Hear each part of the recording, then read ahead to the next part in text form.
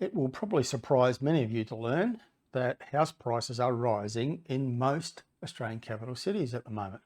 Now that's according to the new house price report from one of the nation's leading real estate websites, domain.com.au. The Domain report indicates that house prices rose in the December quarter in 5 of the 8 capital cities. The report records house price growth in Melbourne, Adelaide, Perth, Hobart and Darwin in the December quarter, led by a 3.3% quarterly rise in Darwin.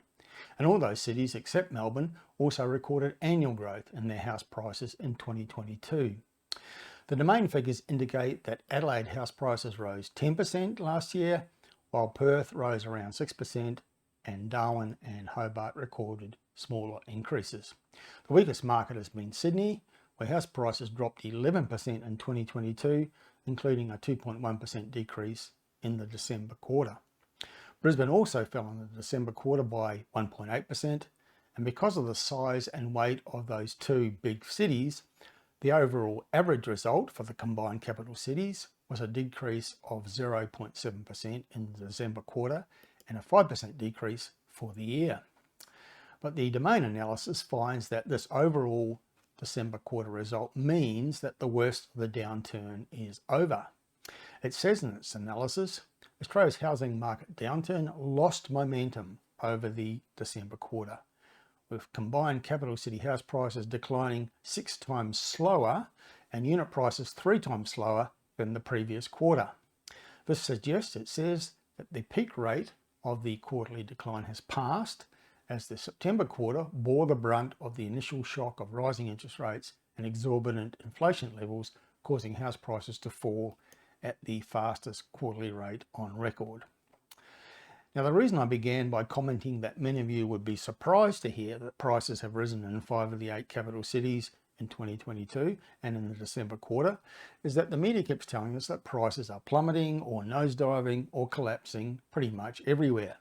The reason they do that is because, generally speaking, media doesn't care too much about being accurate or fair or reasonable, and it certainly doesn't care about helping Australian consumers with good information. It simply wants to generate clickbait headlines, and so media will usually emphasise any sensational negatives it can find or invent.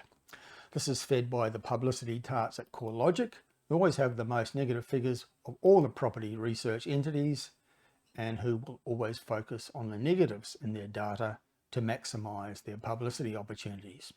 So, given that the Domain figures are so different to the CoreLogic figures, you may wonder whose data you can believe.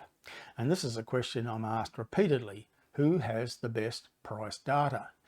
And the reality is that all real estate data is dodgy data to a certain degree.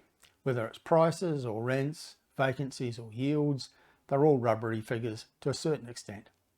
But given the choice between Domain and CoreLogic, I would choose Domain every time, because I believe they take greater care with their research and analysis, whereas CoreLogic's biggest motivation is maximising their publicity.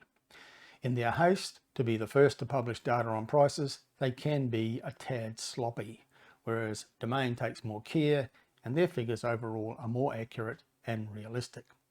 So let me repeat that according to Domain, more capital cities have rising prices right now than those that have falling prices. And that gives further weight to our forecast that property prices are likely to rise in 2023 and that many locations of Australia will deliver capital growth this year.